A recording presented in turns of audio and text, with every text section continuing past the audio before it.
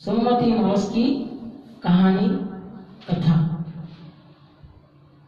जो सोमवती अमावस का व्रत करते हैं उनके लिए विशेष रूप से सोमवती अमावस के दिन महिलाएं अपने पति की दीर्घायु प्राप्त करने के लिए पीपल के वृक्ष में शिव पार्वती का वास समझकर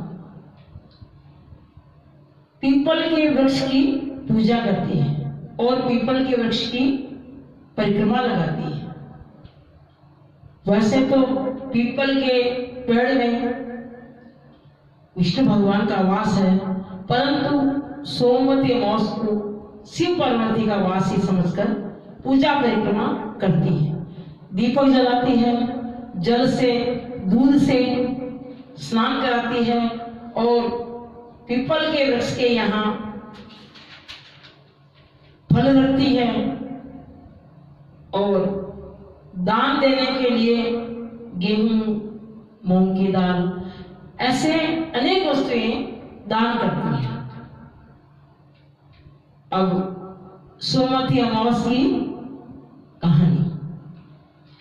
एक साहूकार के 7 बेटे और 7 बहुएं थी और उनके एक बेटी भी थी। साहूकार के घर एक जोगी यानी एक साधु भिक्षा मांगने के लिए रोज उनके घर आया करता था। साहूकार की जो बहुएं भिक्षा देती तो वो जोगी उनको कुछ भी नहीं करता, परंतु जब बेटी भिक्षा देती तो वो साधु कहता कि तू सुहागिन तो होगी परंतु तुझे सुहाग नहीं मिलेगा, यानी तू विधवा हो जाएगी। तब उसकी मां ने उस जोगी से कहा कि इसके भाग्य में सुहाग तो लिखा हुआ है, परंतु यह भी तो बता दो हमारे को कि ये दुहाग कैसे दूर होगा, ये विधवा नहीं रहे, इसके लिए हमारे को कुछ उपाय बताओ। तब उस संत ने कहा कि 7 समुंदर पार एक सोना धोबिन रहती है। वह सोमवती अमावस का व्रत करती है। अगर वह आकर इसको सोमवती अमावस के व्रत का फल इसे दे दे तो इसका निवारण हो सकता है, इसे सुहाग मिल सकता है, नहीं तो विवाह होते ही इसके पति को श्रम डसेगा और वह मर जाएगा। अब सोना धोबिन की तलाश में साहूकारनी एक पीपल के पेड़ के नीचे बैठ गई। वहां एक गरुड़ पक्षी का घोंसला था पीपल के वृक्ष के नीचे और एक वहां गरुड़ पक्षी का बच्चा भी था। तभी एक सर्प वहां से निकला तो साहूकारनी ने उस गरुड़ के बच्चे को गोद में ले लिया और उसे बचाया और सांप को मार दिया। जब गरुड़ और पंखनी आई तो घोंसले के पास खून देखकर क्रोधित हो उठे कि हमारे बच्चे को किसने मारा। वहां कोई नहीं था, एक साहूकारनी बैठी हुई थी तो साहूकारनी को चोंच मारने लगे।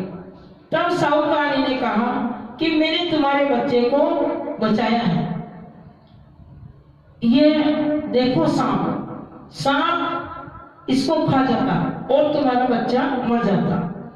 तब गरुड़ ने कहा कि मैं तुम्हारी क्या सेवा करूं। साहूकारनी ने कहा कि 7 समुंदर एक सोना धोबिन रहती है, तुम अपने पीठ पर मुझे बिठाओ और सोना धोबिन के पास ले चलो। अब सोना धोबिन के 7 बहूएं और 7 बेटे थे। अब घर के काम के लिए सारी बहूएं आपस में लड़ती रहती थी।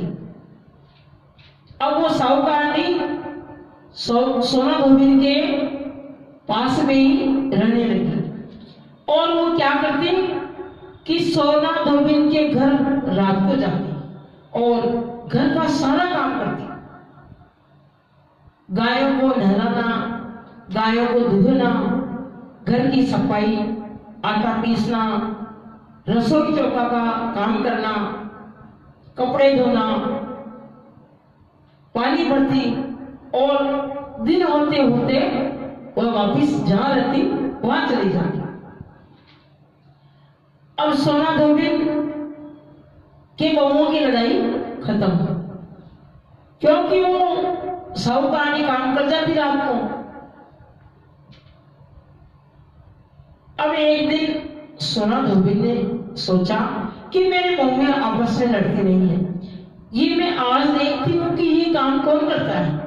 तो वो रात भर सोई नहीं और देखा तो एक स्त्री है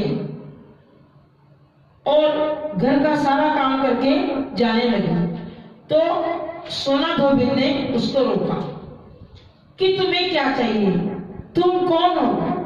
साहूकारनी ने उससे कहा कि मुझे वचन दो, फिर मैं बताऊंगी कि मैं कौन हूं। सोना धोबिन ने वचन दिया। अब उसने कहा कि मेरी बेटी के भाग्य में दुहाग लिखा, तुम मेरे साथ चलो और इस कष्ट का निवारण करो। सोना धोबिन चली गई और बहुओं से कह गई कि तुम्हारे पिताजी अगर मेरे जाने के बाद में खत्म हो जाए या मर जाए तो तेल घी के कूप में डालकर छोड़ देना। बहुओं को कह गई कि तुम्हारे जो ससुर जी मर जाए तो पीछे से ये काम कर लेना। साहूकार की बेटी का ब्याह होने लगा, दूल्हा फेरों में बैठा था। फिर सोना धोबिन ने दूल्हे के घुटने के पास एक कच्चा करवा रख दिया, उसमें दूध डाला, करवे के अंदर दूध डाला और सूत का तार लेकर, यानी ताँत का तार लेकर, सूत होता है ना, उसका तार लेकर बैठ गई। फिर सांप डसने आया दूल्हे को, तब दूध का करवा उसके आगे रख दिया तो सांप ने वो दूध पी लिया और सूत के तार से बांध दिया उस करवे को सूत के तार से बांध दिया। परंतु दूल्हे ने जैसे ही सांप देखा, सर्प देखा, तो वो डर गया और डर के मारे मर गया।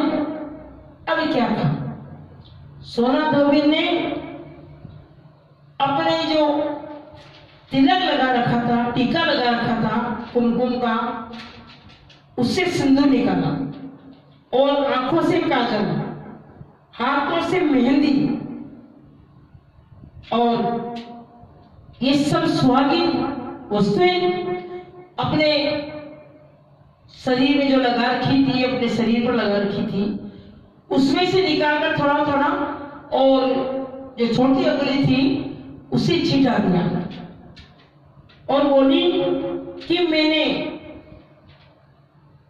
जितनी भी आज सोमवती अमावस करी है, मैंने जितनी भी सोमवती अमावस का व्रत किया है, वो सारा फल इस ब्राह्मण की लड़की को लग जाए। ऐसा कहते ही वो दूल्हा जिंदा हो गया और जब जीवित हो गया वो दूल्हा, तो साहूकारनी ने कहा कि मेरा जवाई जीवित हो गया है, अब मुझसे जो चाहिए वो ले लो।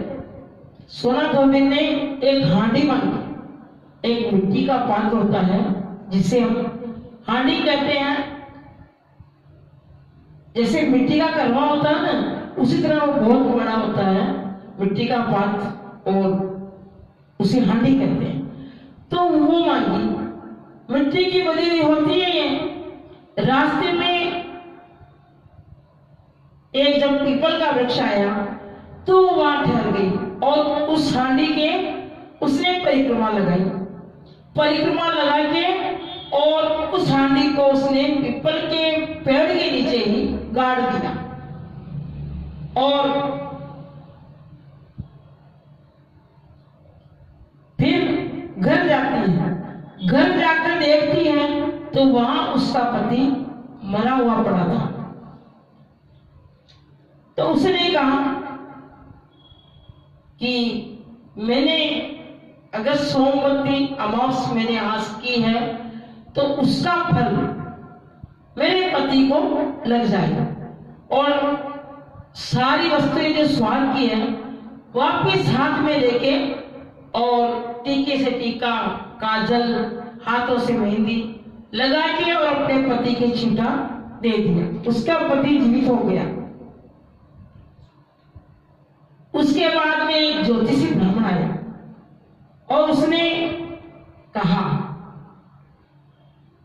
साहूकारणी के घर एक ब्राह्मण आया और उसने कहा कि जजमान आज की दक्षिणा, अमावस थी सोमवती अमावस, कि आज की दक्षिणा क्या है, मुझे चाहिए वो दक्षिणा। तो उस सोना धोबी ने पीपल के नीचे जो वस्तु, जो हांडी गाड़ रखी थी उसके लिए कह दिया कि तुम वहां चले जाओ और जो भी वस्तु मिले तो मिट्टी से खोदकर ले आना। तो ब्राह्मण ने मिट्टी से खोदकर देखा तो 108 वस्तुएं, जैसे अन्न, मूंग, चावल, हल्दी, 108 ऐसी 108 वस्तुएं और 13 सोने के चक्र मिले। 108 वस्तुएं और 13 सोने के चक्र मिले। तो ब्राह्मण प्रसन्न हो गया और ब्राह्मण खुश हो गया। इसीलिए कहते हैं कि सोमवती अमावस आती है, उसकी व्रत की कथा का फल तब ही मिलता है जब हम इसकी कहानी सुने और ये व्रत करें। जय सोमवती अमावस, जय सोमवती अमावस।